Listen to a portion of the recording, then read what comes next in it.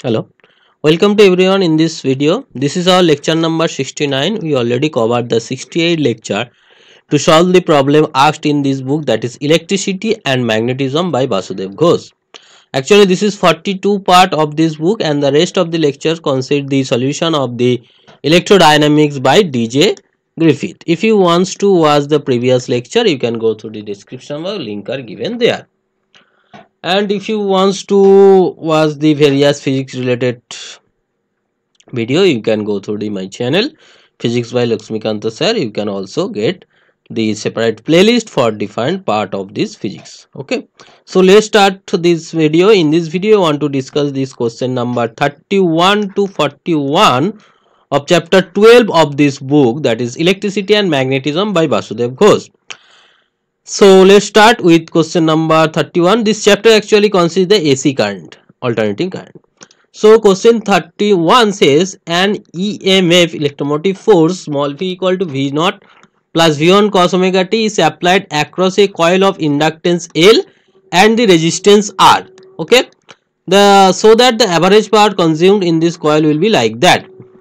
Here you can see in this part there is two part, and this is the constant part and this is the oscillating part. For this constant part there is no power induced or the resistance occur across this L, because L is effective when this is oscillating EMF. The voltage is oscillating, then the EMF reactance will be implemented, because the reactance is omega L.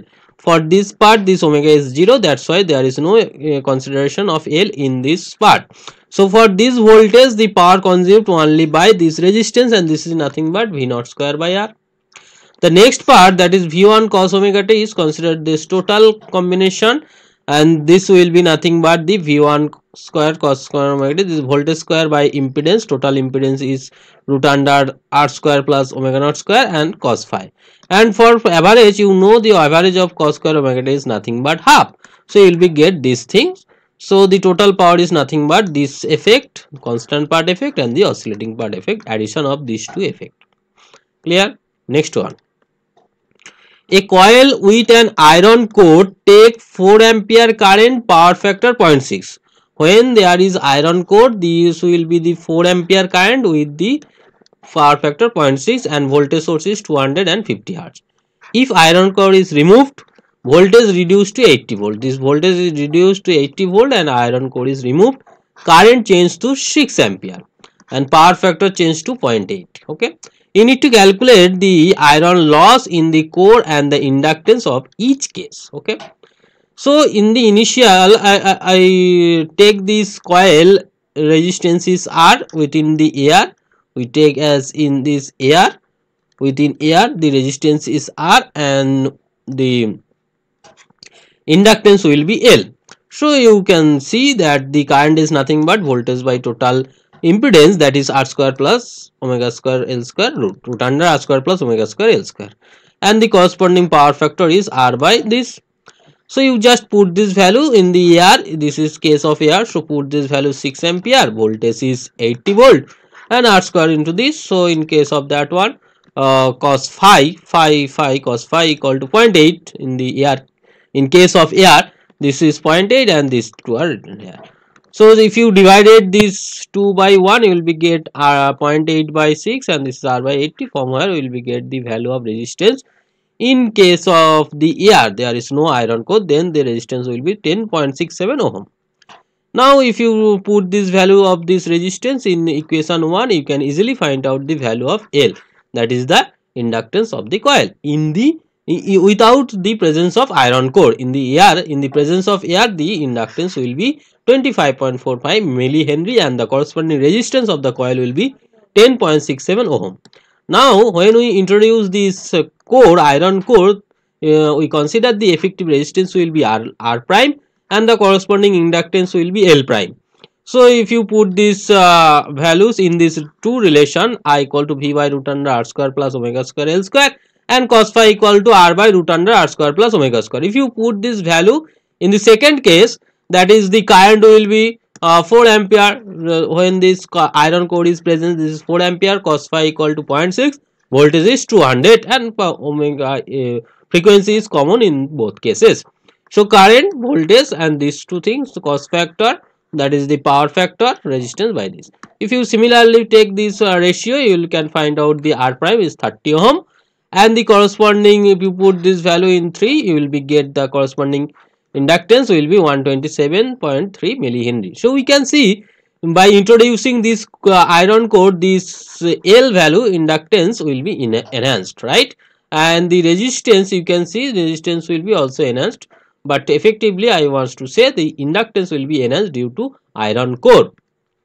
Now the resistance for this iron is increased by this 30 minus 10.67, which is 19 minus 33.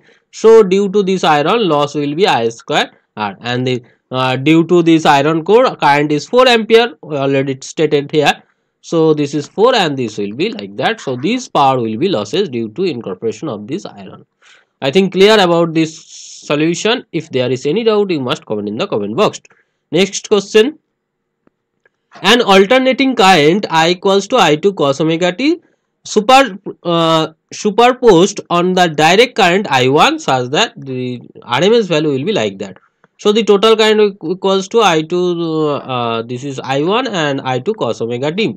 The RMS value, you know, this 1 by t 0 to t I square dt. Put this value of I and taking this square and just integrating, you can easily find out this relation, that is I1 square plus I2 square by 2. You can see that this square, if you take half, then this becomes 1 plus cos 2 omega t, integration will be t, and this is sin 2 omega t by 2 omega, and this integration sin 2 omega t, and just put this value 0 to t.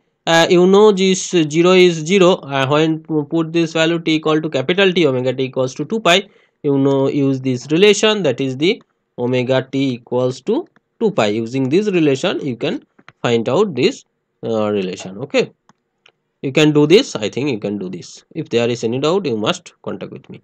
Next question.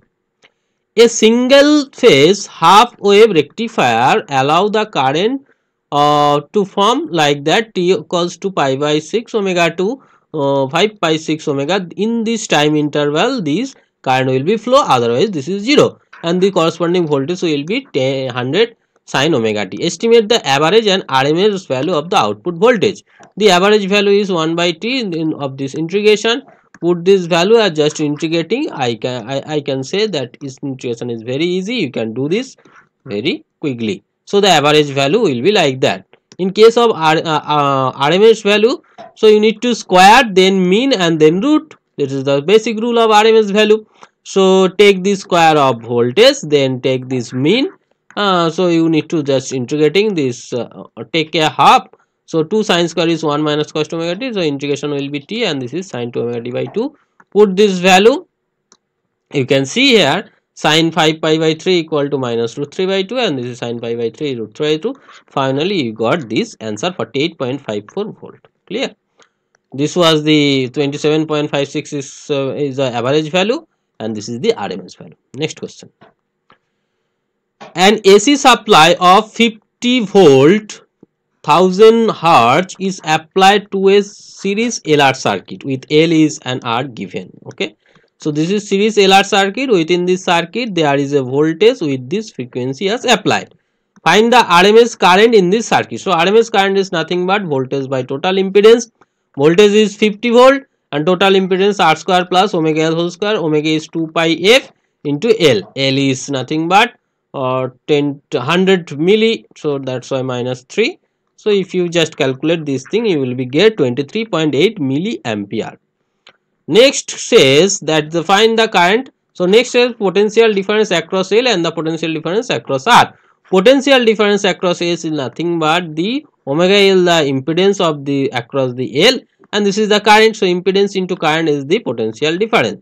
So this will becomes 2 pi 1000 into 100 into that. Just put this value, omega equals to 2 pi F. F is 1000 and L is 100 milli, so 100 into 10 to the minus 3, and IRMS already found 23.8 milli, that's why 10 to the minus 3.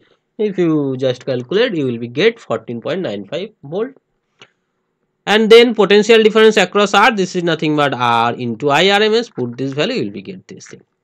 Does the sum of this RMS potential difference give the supply EMF?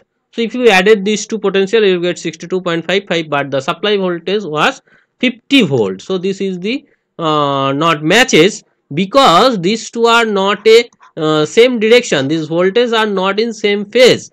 That's why we cannot add it directly. We need to add it by vectorically, because they are the phase difference with 90 degree. That's why you need to added these two voltages vectorically. That's why if you take the vector sum of these two voltages, you will be get nearly 50 volt. Okay.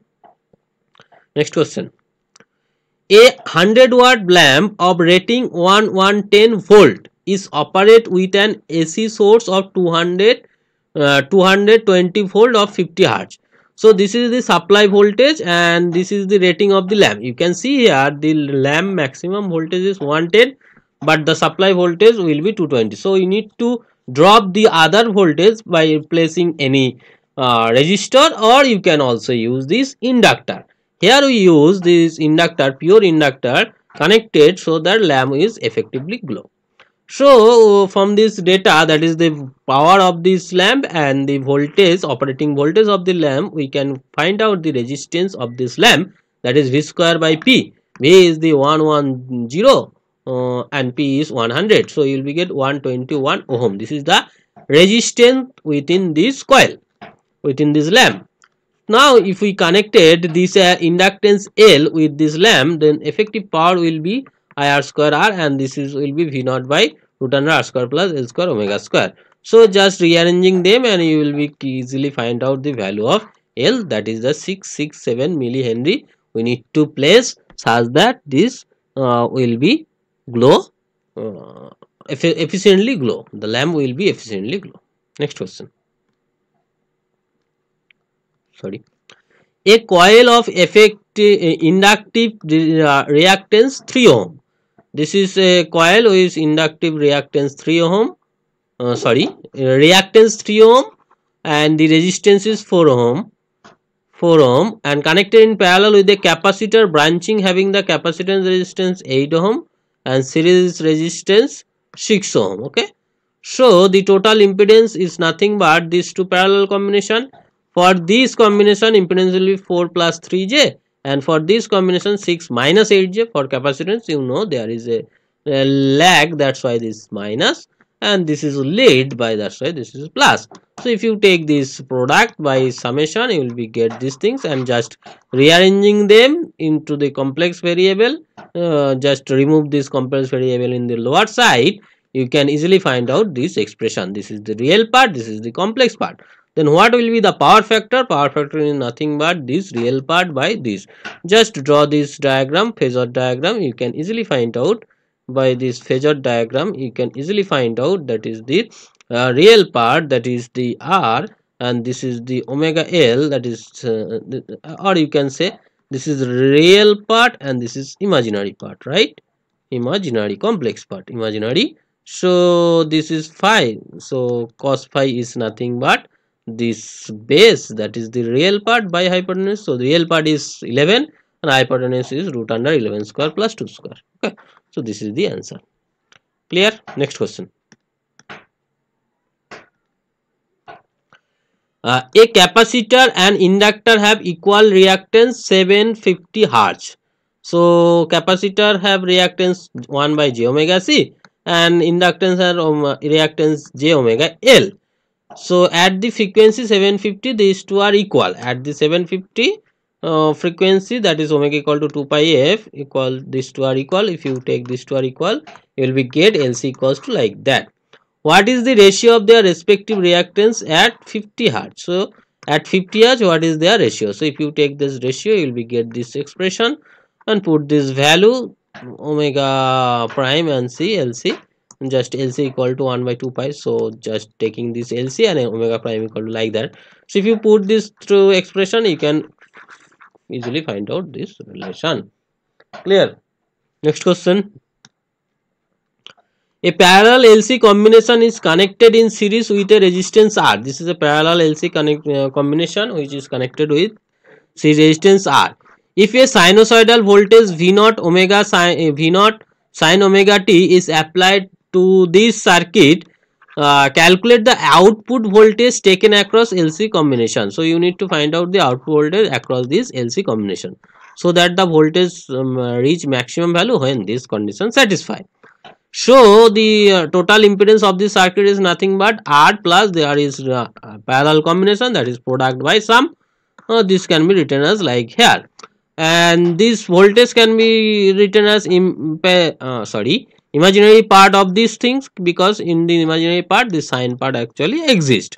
So the voltage across LC combination is the imaginary part of this voltage per resistance into this combination of this resistance, right? So finally you get this thing, and their imaginary part will be like that. So this is the voltage. So in this expression this will be maximum when this will be 0, that is omega naught square LC equal to 0. So omega will be like that. Clear? Very simple. Okay, next question.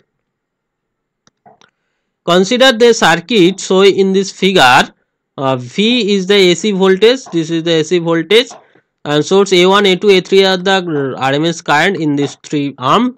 If the reading A3 equals to sum of these two readings. Actually the current through the resistance equals to V by R, which is A1, current through the inductor equals to V by omega L, which is A2. So this current through the IR resistance, which is IR, and current through the inductor, which is IL, these two are not in the same phase. That's why we cannot take the sum to get this A3. So these are not equal, but in the vectorically we can say this A3 equal to root under A1 square plus A2 square. Next question. In the circuit, so in this figure, this is a circuit, 3 voltmeter reading, that is V1, V2 and V3. Find the power factor and the power consumption for the load 5 ohm. So here the vectorically we can see this V1 equals to V2 plus V3. So V1 equals to this is 1, and just rearranging thing you will be get the expression of cos phi, and just put this value of their V1, V2 and V3, you can get this cos phi equal to like that. And also we can see that is from diagram, phasor diagram, cos theta equal to RL by ZL. So ZL equals to RL by cos theta. So this is the ZL. So power consumption equals to nothing but IL square RL, or IL is V3 by ZL whole square. Put this value, you can easily find out the power consumed within this circuit, that is 756 watt. I think clear. This is all about me. This is my contact details. You can connect with me this Telegram channel. This is my social media. You can follow me. And this is my YouTube channel details. Go to this channel, you will get different physics related video. Like this session. If you learn something from this session, share this video to your friends so that he or she also get benefit from this video. Subscribe this channel if you are new in this channel, or those already subscribed, thanks for subscription. Press the bell icon to get the notification of upcoming video. So thank you. Take care. We'll meet in the next video as soon as possible. Thank you.